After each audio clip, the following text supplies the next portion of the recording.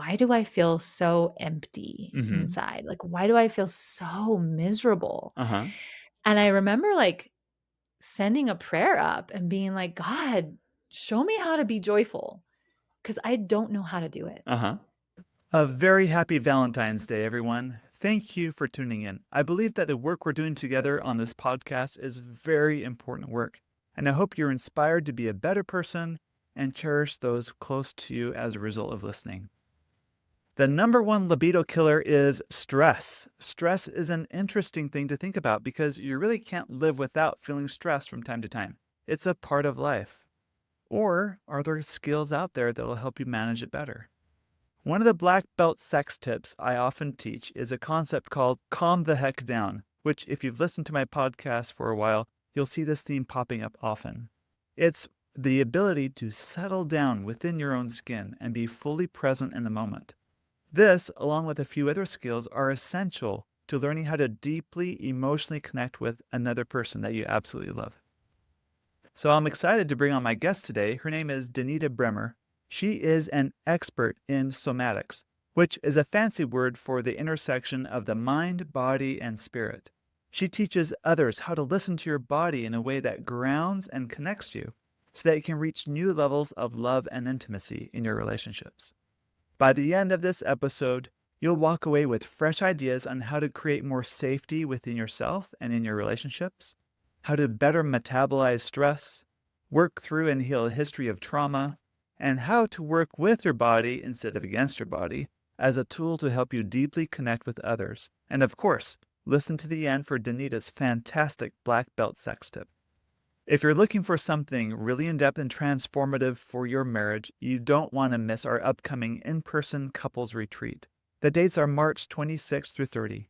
During this retreat, you and your spouse will get to do a deep dive into your marriage dynamic, get real tools to help you with intimacy, and you'll draw closer together like nothing else. That's not all. We mix up with a fun and engaging atmosphere and activities at a beautiful resort, beautiful setting, and it's limited to just a small group. And as of this writing, we just have one spot left. Perhaps you'd like to take this last spot. All right, let's get into this interview with Denita. Denita, welcome to the Get Your Marriage On podcast. I am really looking forward to this episode. I think there's so much wisdom in what you have to share. Anyway, to start us off, tell me about a sudden realization you've had lately, maybe in your own marriage, maybe in your own sex life for that matter.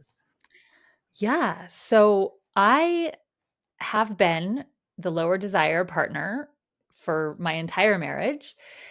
And recently, probably a couple months ago, I realized that I was the initiator, Uh-huh. which all of my research about sex and learning, high desire, low desire, all these things, I always associated initiation with the higher desire. Mm-hmm. So I think subconsciously, I knew I was the lower desire. And so I was like, well, I'm not the initiator. Uh-huh.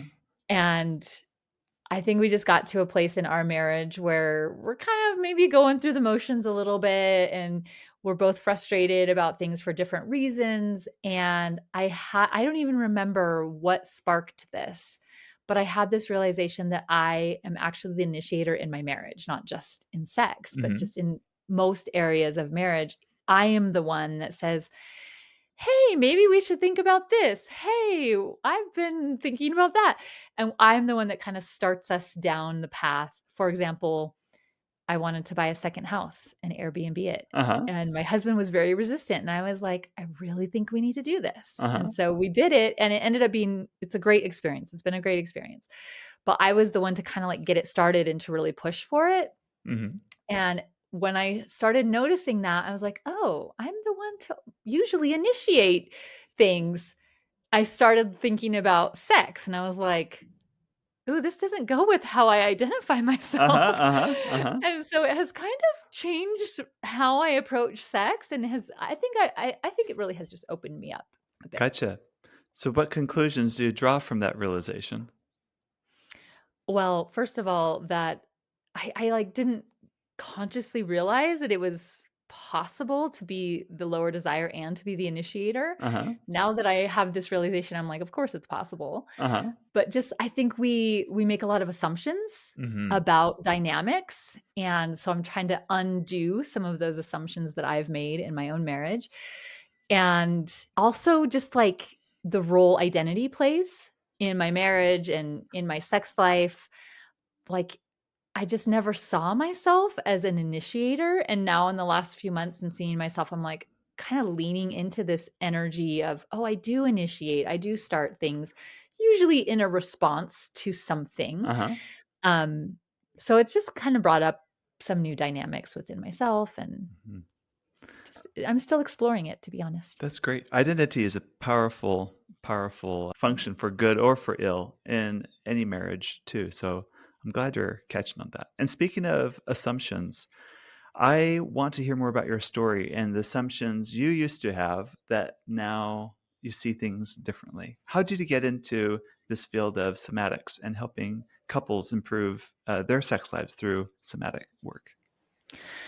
Yeah, well, I got into somatic work just from being my first client. So I'm Uh-huh. also a life coach and certified through the life coach school a million years ago, and was really intent on that like thought work angle. Mm-hmm. I bought into the idea that like thoughts could save us from everything. Yes. Just so change your thoughts and you'll change your life. Uh-huh. Yeah. Yep. And I wanted it to be the case. I just thought if that's true, then my life is gonna get so much easier. This is, not that it's easy, but it didn't work. It Uh-huh. didn't really work, right? And Uh-huh. I was Uh-huh. really good at thought work.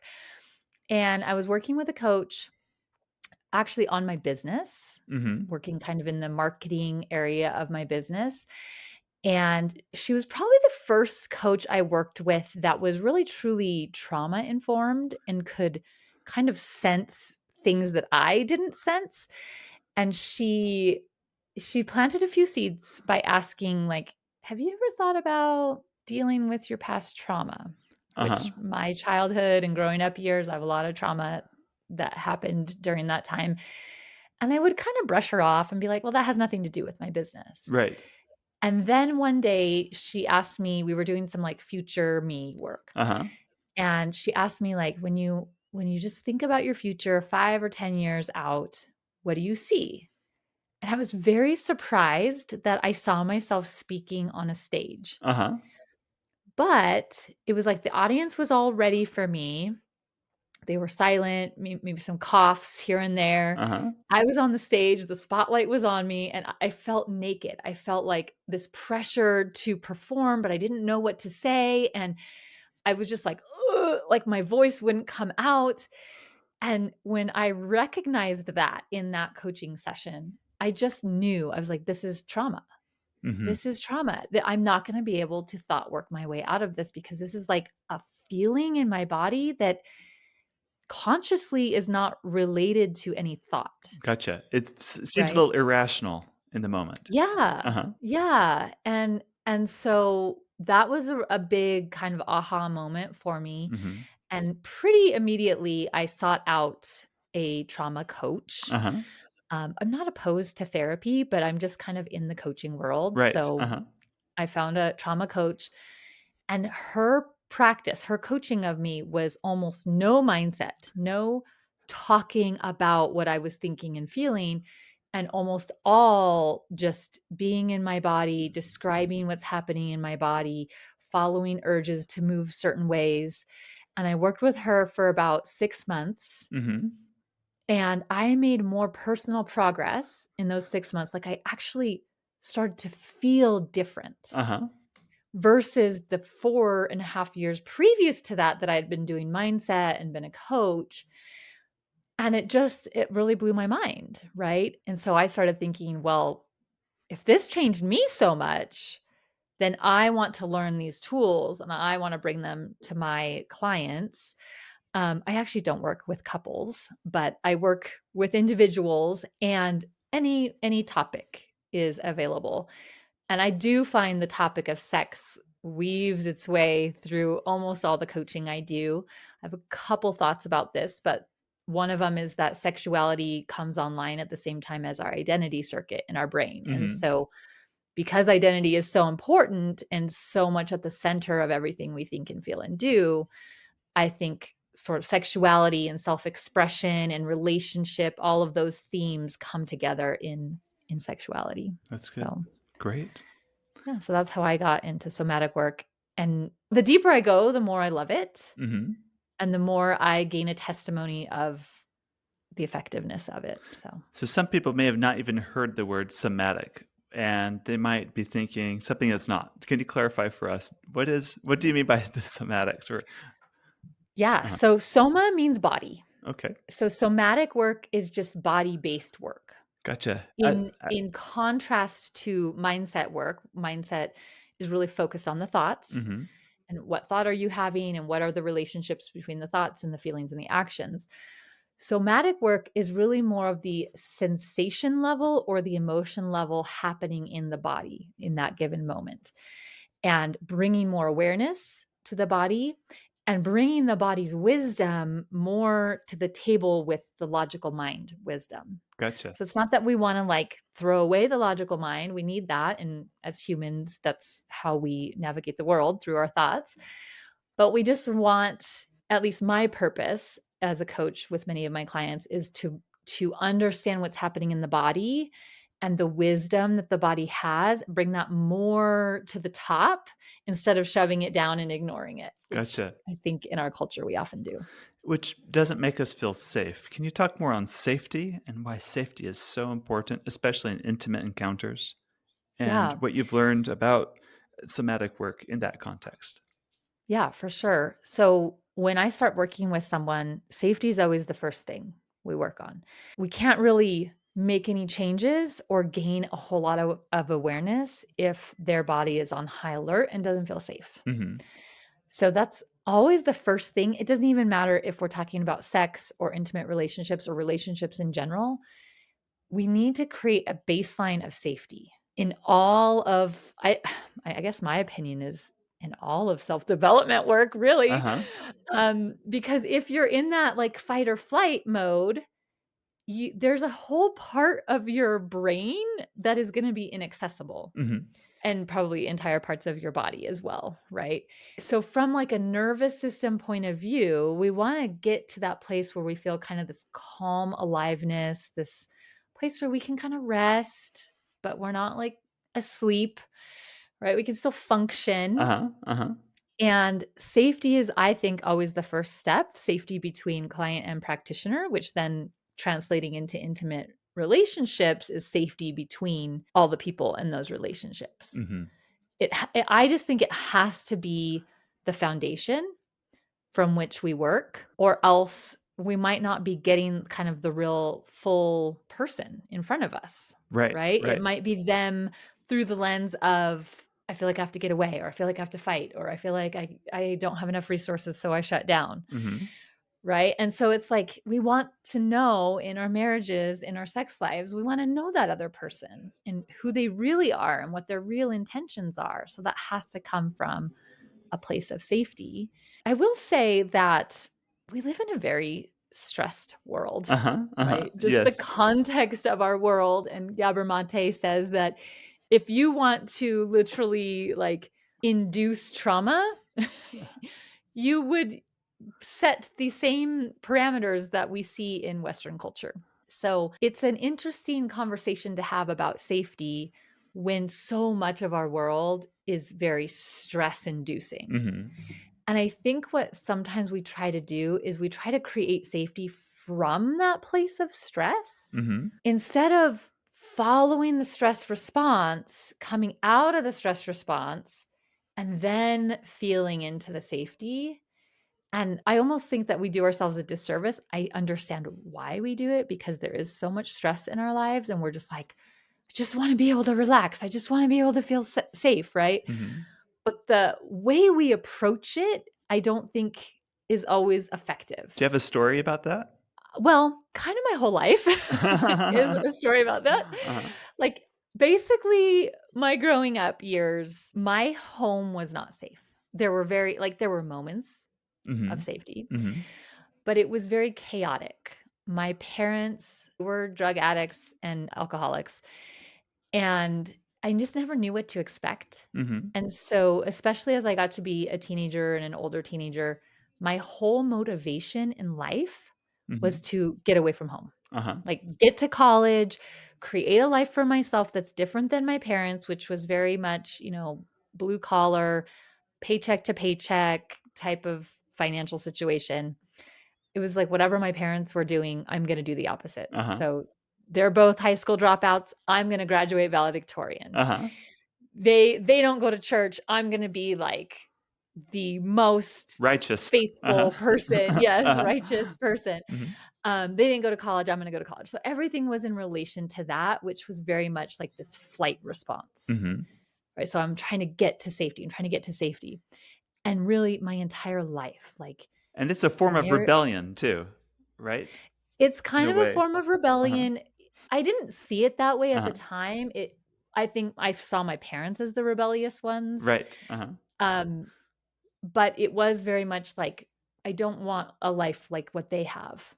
Gotcha. And so what I realized years and years later was that that's its own form of prison, right? Mhm. If every decision I make was like against what they did. And what I got caught up in was this belief that if I just lived life the quote unquote right way, Uh-huh. then I would feel safe. Then I would feel good. Then I would feel whole. And so I was basically just like running my Uh, whole life to the next thing, like, okay, got to graduate from college, got to get married. Okay, maybe if I have kids, right? It was just like the next thing, the next thing, the next thing, until I got to this point. There's actually a moment I remember. I mhm. was sitting on my dining room floor. My kids were about 7 and 4 and 2, Uh-huh. and I'm looking around, seeing the crumbs on the floor and, like, looking at these babies of mine and being like, "They're so awesome. They're so beautiful and strong and healthy and smart." But then contrasting that to, like, why do I feel so empty Mhm. inside? Like, why do I feel so miserable? Uh-huh. And I remember, like, sending a prayer up and being like, "God, show me how to be joyful, because I don't know how to do it." Uh-huh. And I think that was kind of this moment where I kinda realized, like, I have everything. I've got a great husband, I've got a home in the suburbs, we have money in the bank, our kids are healthy, like, all the boxes were checked. Uh-huh. Uh-huh. So I was, like, trying to get to this safe place, this calm place by, like, doing, Uh-huh. but it was completely out of that stress response. Like, I was just constantly, like, revved up. Uh-huh. And so once I started learning about the nervous system and trauma responses, it made a lot of sense to me why I was doing that and why it wasn't working. Give us like a 2-minute tutorial on the nervous system. Okay. So when I talk about the nervous system, the part of the nervous system we're talking about is the autonomic nervous system. All right. And that's the part of your nervous system that does it, like, automates all of your functions, your heart rate, your breathing, all of that. Mhm. The other thing it does on auto is search for dangers. Uh-huh. Right? So it's the part of your nervous system that we hear about fight, flight, or freeze. And Mhm. now there are some other Fs like fawn. And other F words too. Uh-huh. Other F words too. Yeah. Uh-huh. Um, and this is not a thought process. This is very much just your body in a split second, in a microsecond, determining based on the environment, based off of previous experiences, this is safe or this is not. Right? This Right. is a danger. And when we do perceive a danger, doesn't even have to be a real danger, it just has to be perceived as a danger, we go into that fight or flight mode, that activated mode. Uh-huh. So normal like first step is we fight. If we feel like we can't overcome the threat, then we try to run away. And if neither of those are available, then we freeze. We're kind of overcome, Uh-huh. right? We don't have enough resources to deal with the threat. So the freeze. The fawn is like I learned it as like a subset of the freeze, Uh-huh. which is if I don't have enough resources to fight or to run, then I'll befriend. Right. I'll befriend my threat. So Mhm. that's usually in relationship. We're not gonna, like, befriend a bear, Uh-huh. right? Uh-huh. But we do see this a little bit in the animal kingdom. Horses, usually animals that are in hierarchies, Uh-huh. will show some of this kind of fawning Uh-huh. response where they'll be like, Deferring, probably. Uh-huh. yes, Mhm. yeah. So we see a little bit of that. So that's basically what we're talking about when we're talking about the nervous system. There are actually other systems in place, but when practitioners like myself talk about the nervous system, we're really talking about this automatic part of our nerves and brain system that work together to keep us safe. Gotcha. So is it just a matter of learning how to calm down the nervous system? That is what people think, but the idea that we just always wanna be calm is actually kind of not quite right. Mhm. What we wanna do is we wanna be able to meet the threat or whatever is in our environment Uh-huh. properly. Got it. So, like, if you're out walking and you see a snake, you don't actually wanna be calm. No. You wanna, like, get away, Uh-huh.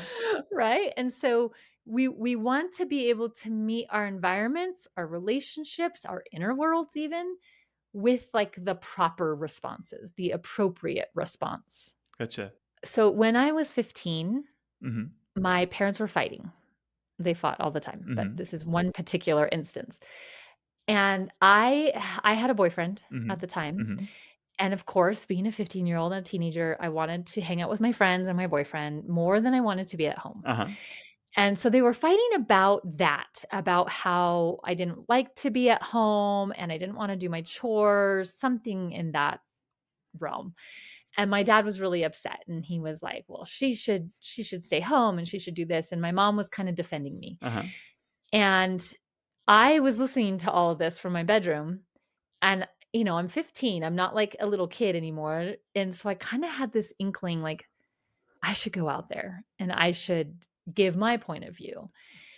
And I was a little scared. My dad is a scary guy and I don't know, something just was like you should go out there. So I went out into the living room and I don't even remember exactly what I said, but I think I was like, "Well, can I give my point of view?" Mhm. And they both were like, "Okay." And so I said something about how I felt or what was my truth, about that situation. Mhm. And I had this, I would call it like a spiritual prompting, Uh-huh. this knowing that my dad was going to walk across the room and try to slap me across the face, Uh-huh. which he had never done before. Uh-huh. But it was just this, like, that's what he's gonna do, like, he's just in this state, he's very angry, and that's exactly what he tried to do, but because I knew about it, like, I just sensed it, Uh-huh. I stepped out of the way, and he barely like, his fingertip touched my chin, Uh-huh. and the reason why I say that, like, why I mentioned that story was because the threat, my dad being this Mhm. angry, big man, Mhm. like, I wouldn't have wanted to just, like, sit down and be quiet. Like, that's kinda what I did my whole childhood is I tried to stay invisible, Uh-huh. out of the way, Mhm. just, like, appease my parents. But for whatever reason, in this moment, I really felt like I need to go speak up. I need to, tell them my part of the story. And so it was like this fight. I could feel it inside of me, this energy. And at the time, I thought it was fear. I Mhm. really did. Uh-huh. But years later, after doing some somatic work and working through some trauma stuff, I realized it was power that I was feeling. Uh-huh. And so I was meeting this perceived threat of my dad being really upset and angry with my own power, right? And in that, like, there's also like a spiritual side of this, right? Where I felt like, and at the time I wasn't going to church, so I didn't feel particularly close to God or Uh-huh. anything. Uh-huh. But I did feel like the spirit had given me this warning, and even from the beginning, it was like, "You need to go say something." And so it was like power was just flowing through me, that like this raw, almost like electricity that buzzes. Uh-huh. And so I met my dad, my perceived threat, with that instead of with like trying to run away or trying to befriend or be calm or whatever, Mhm. right? And it worked, right? So, like, whatever I needed in that moment, this knowing came to me. I stepped back, he didn't slap me on the face, and I looked at him and very calmly, Uh-huh. I said, "You will never touch me again." Uh-huh. And he has never touched me again. I mean, I got spanked as a kid, but he never tried to, like, slap me across the face or anything like that. Uh-huh. And so, like, it was a very adult moment in my life where I, like, said the thing that needed to be said, and I responded in a very mature way. I wasn't, like, super emotional or, like, out of control in any way, and that is what that moment needed, Mhm. right? Because then after that, he just stepped back, and it was like it was completely diffused. So, I guess that's an example. I also think of examples like when someone we're in relationship with maybe is being very emotional. Mhm. Sometimes the inclination is to be like, "Well, you just need to do this and you need to do that," and try to, like, fix. But often what they need is for us just be there and listen Mhm. and, like, feel with them. Uh-huh. This might not really fit into that, like, nervous system states, but it's the concept or the principle of, meeting the situation with what it needs Mhm. instead of what our response is, what our default response might be. Do you have a story of when your husband did that for you? Yeah, I mean, as you can probably tell from my couple stories here, my growing up life was not fantastic, right? Uh-huh. And there have been so many times when I have been very upset or distraught over my relationships, particularly with my dad or my sisters. My mom passed away when I was 20 years old, Mhm. where he has just not tried to fix, where he's literally just said nothing, given me a hug, let me cry, let me feel all the things. And I'll tell you, he's an engineer and he sucks at that most of the time. He wants to fix it, And huh? yeah, Yeah, he yeah. does. He wants to He's fix got a it. mind for it. Mhm. But I think there are moments when he just knows this isn't fixable, right? Mhm. Where he has he has really let me just feel what I need to feel, say what I need to say, and just listen. Mhm. And that, speaking of safety, that has felt really safe to me. Like Mhm. that has, I think, developed a lot of safety in our relationship. And correct me if I'm wrong, but on the other end of that, being a husband and stereotypically like to fix things, as I really Yeah. think about it, and if I really pay attention to what's going on inside my body, I'm anxious that my wife is upset. Yeah. And so my moves to try to fix the situation really is more about me trying to calm myself down by calming her down than it is Mm. about meeting what she really needs in the moment. Because sometimes Yeah. the solution is to fix it, but it's Yes. done out of that's what's needed for her, less about so that I can start feeling peace again. Because I get upset that she's upset, if that makes sense. Yeah. And we would, in the psychology world, we would call that codependency, Yeah, I right? suppose a form of that. Yeah. Yeah, it's a form of codependency when we We need you even to calm down so I subconsciously. calm down. Right. Yep, Uh-huh. exactly. I Yep. mean, really, we usually think of codependency in the context of, like, addiction, Mhm. right? Where we need the addict to be a certain way so that we can feel good, which is probably true in my experience because my parents were addicts. But even to a lesser extent, when I worked with my first somatic coach, she pointed that out to me, and I was a little ruffled by it. I was like, "I am not codependent." But she kinda was like, "Well, if you're always wanting your husband to be okay and to not be upset, to not be angry, and your role, my role was to, like, assuage his emotions, Uh-huh. that is a version of codependency." Yes. Right? Right, And right. so I had to work pretty hard at, like, letting him be angry or upset, usually around a sports event. Uh-huh. 'Cause, like, this just the air in the house when, his team isn't winning or whatever, it's, like, so tense, and I did not like to feel that way. So I like to come in and be like, "Well, that's okay, there'll be another game," or whatever I would say, right? Uh-huh, uh-huh. And I had to, like, consciously stop doing that, and it was so uncomfortable, Yeah. right? It was very uncomfortable to let him just be how he was, and for me to just tend to my own experience. Mhm. Whew, that is some hard work there. Yeah, it is hard work. Yeah. Can you give us any tips on how to metabolize stress? Yes. So stress is an active response. It would be classified with that like fight or flight Mhm. in most cases. Mhm. And what the active response really wants and needs to come out of that active response is movement. And this was kind of when I learned this, it kind of blew my brain open because I was like, what? Because I think I was doing the opposite. When I would get stressed or activated, I would try to calm Yeah, myself. clamp down more, right? Uh-huh. Uh-huh. Uh-huh. Yeah.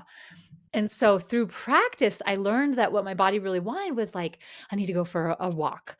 I need to like run or like pace my room. Or sometimes we talk about shaking, right? It's just like this energy. Uh-huh. And so now when I notice that active energy, I allow myself to move. And inevitably through the movement, I kind of come down from it. I'm like, oh, okay, I feel better now. And the thing I always think about with this is if we're literally being chased by a lion, we are running, we're moving our bodies to get away from the lion and we get to safety. We climb up a tree or we get to home Uh-huh. where then there are people there with guns or whatever to catch the lion. Uh-huh. There's a lot of movement involved in that. But for us, think about in our sort of life these Yeah, days. you get an angry email or whatever. Yes, Uh-huh. it's like an email or Uh-huh. something from our phones or our computers, right? Mhm. There's no movement involved, Right. right? And so we go into that stress response and our bodies are like, move, move, move. And we're like angrily typing. Uh-huh. That's like not enough movement, right? Like Uh-huh. we want to move our big muscles. Uh-huh. So that's the biggest thing that I've learned is that the stress response wants movement. It metabolizes through movement. Mhm. The shutdown response, there it is still actually an active response. Typically, it's like there's a lot of activation on the inside, but Mhm. for whatever reason, we don't have the resources to move. So we kind of freeze it. We time out, pack it away, Mhm. right? Mhm. So that's a little bit different, especially for somebody who's been living in like a chronic freeze response. Gentle movement like yoga or walking is fantastic. But what that really needs is like space and time, Mhm. and heat is an amazing resource because when we talk about the freeze response, the cells in your body literally slow down Mhm. and have less resources. And so they might not be frozen like ice. Like Mhm. sometimes that does happen. Like I have perpetually been cold most of my life. Uh-huh. But it's more of this idea of like the cells in your body are just not moving as much. And so inviting heat to infuse some energy and then just like whole foods and water and things that are just like really good for our bodies are what that freeze response usually needs. So I just mentioned that because oftentimes when I talk about the active response and I talk about movement, people are like, wait, don't forget about the freeze response. So yeah, really movement is what we need when we're stressed. Good. All right, so I get that we can metabolize our stress better by moving, but are there other practices we can do to kinda maintain kind of a state of calm or maybe even get used to listening to our bodies and listen to what's needed? Mm. I 'Cause love that question. let me preface it with a experience I had this weekend with my wife. She had a very stressful, busy day, and we're laying in bed, and I ask her, "Are you hungry?" Because I noticed in her story she didn't eat much that day, and Mhm. she's like, "I don't know." And that's when I Mm, realized for my wife in this moment, she's not paying any attention to anything from the neck down. Like, mhm. there's a disconnect, and that she's not alone. A lot of us go through life, ignoring neck down. So it's a practice, I think, to learn how to listen to our body. Yeah, for sure. And that would have described me before, like, the last 3 years. I think there is safety in being in our minds Mhm. and in our thoughts, Mhm. especially if the threat is an inner threat, like a Mhm. feeling that we're having, something like that. So, yes, while if we have that active response, we want to metabolize that through movement. It's not always the case that we're having the active response. Sometimes there's like a lack of energy, right? Mhm. And so in those cases, and even with the active response, this ability to turn inward and to notice what's happening on the inside can be useful for any kind of nervous system response.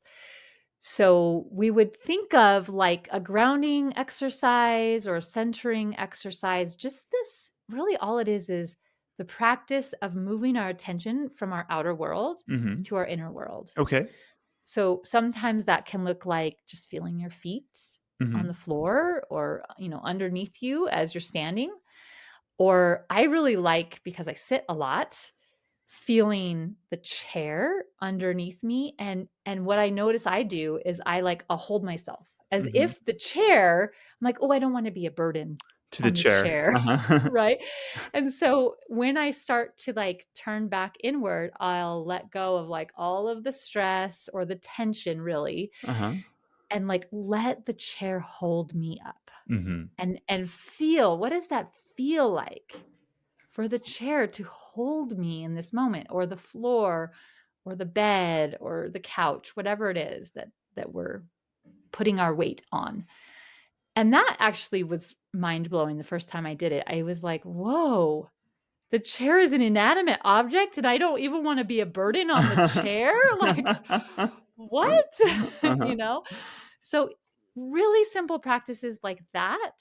I always think of centering is like finding the middle of you, Mhm. right? Which it can be physical, like you can sway from side to side and notice where the hinge point is, Mhm. and or from front to back, notice where the hinge point is. Or it could be more like metaphorical. Mhm. Like, where's the center of my identity, Mhm. right? Uh-huh. Where's the center of me? And I'm touching my chest as I do that. Like, Right. oftentimes it's Uh-huh. that heart space. Uh-huh. That, and I would say, the theme here is slowing down, Got it. right? It's like we live in such a fast-paced world, and we have so much information coming at us from all different sources that we forget to slow down. Slow down and check in. Yes. Yes, slow down, check in, slow down and just notice. It could be noticing your environment, like, Mhm. I'm noticing the pink sticky notes that are taped to my wall. I'm noticing how the light shines off of the blue paint on the wall, Mhm. right? Mhm. And then if I'm turning inward, I'm noticing that my back is a little bit tight from the middle up. I'm noticing that my mouth is a little bit dry. I've been talking a lot, Uh-huh. right? Uh-huh. So it can be internal noticing or external noticing, but it's really that muscle of just slowing down and notice. Mhm. Notice what you notice. I think this can really apply to sex too, because I don't know about anybody else, but for me, sometimes it feels like just another thing to do, another thing coming at me, Uh-huh. right? Which I mean, I want to have a connected, intimate relationship with my husband, but I don't always feel like I have the space and time to slow down Uh-huh. and notice what I notice, and to even I think the word intimacy kind of connotates for me a slowing down, Uh-huh. Uh-huh. like a softness, a connection, a genuineness, Mhm. right? Right. Of maybe even a vulnerability. So I think slowing down, which is a form of movement still, noticing what you notice, whether that be to meet yourself, to center or ground, or to meet a stress response. Mhm. Like, honestly, sex could be a really great way to meet a stress response. Absolutely, yes. Yeah, I can. Right? Uh-huh. I can hear people out there going, "Oh, that feels so shallow," or, something like that, but I just think that if that is what is called for in the moment and that's what's available to us, then why not? See, that's the 4th F, right? Yeah. Uh-huh. Yeah. Just kidding. Uh-huh. Yeah.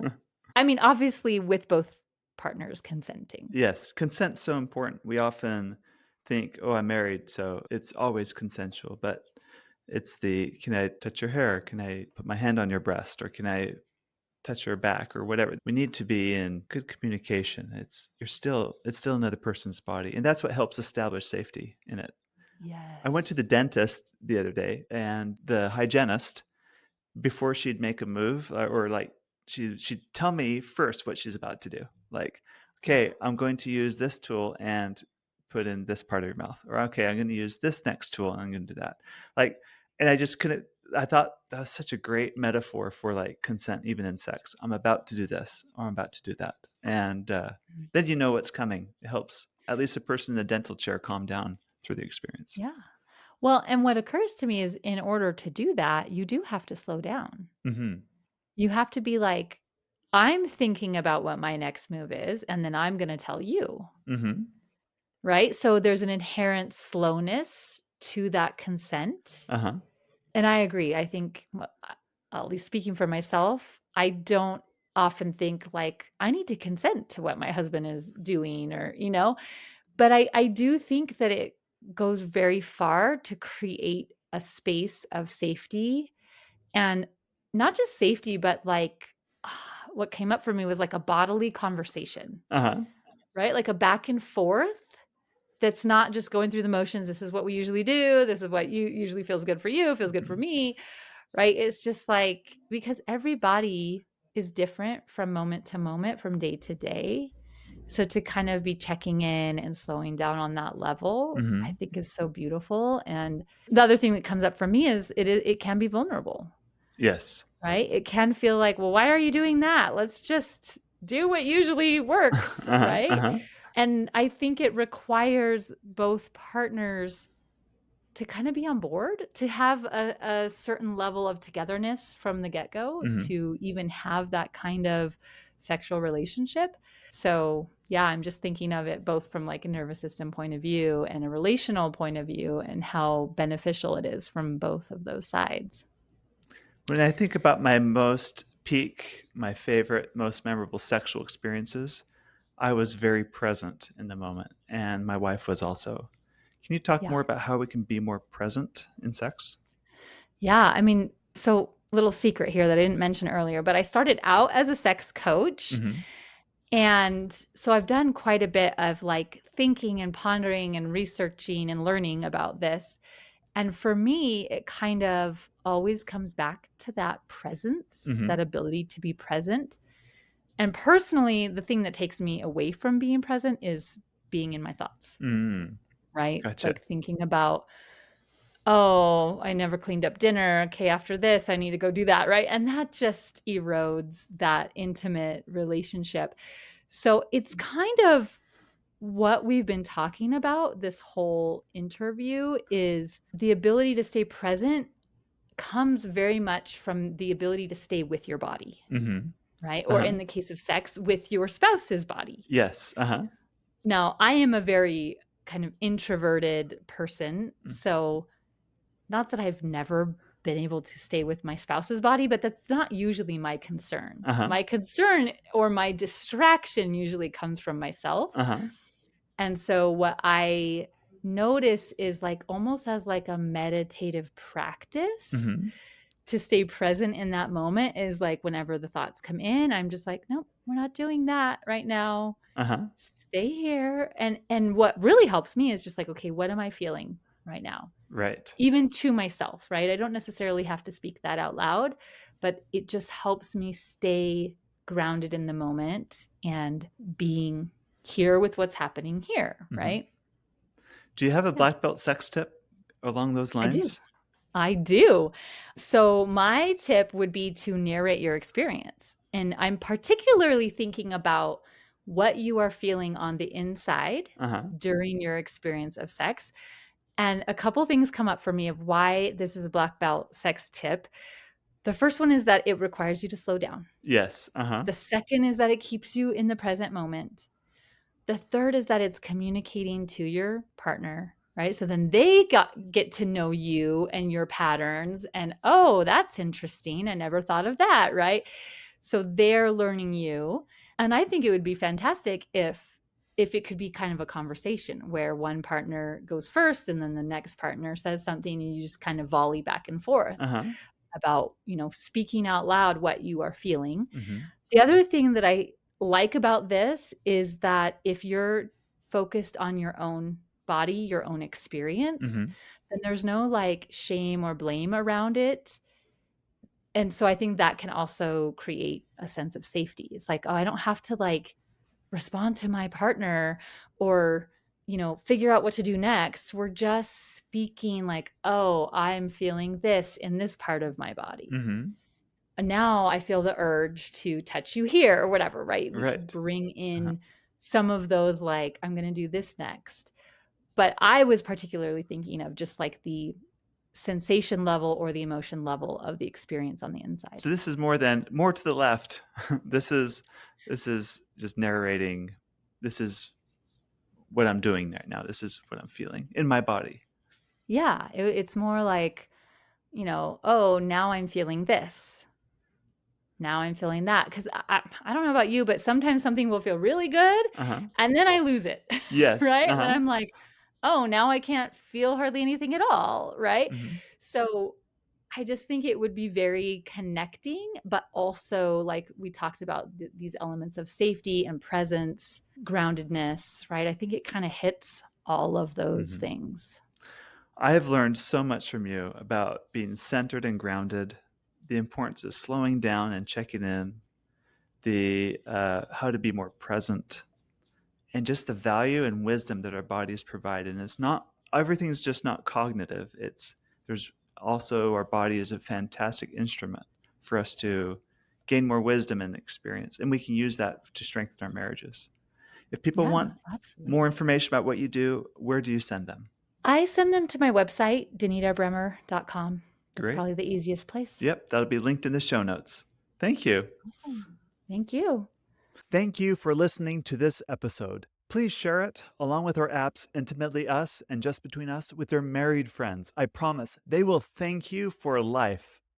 If you want a more meaningful sexual and intimate connection in your marriage, I invite you to check out my Get Your Marriage On program. Over 100 couples have said this program packs tremendous value and has helped their intimacy grow to the next level. Now, go get your marriage on.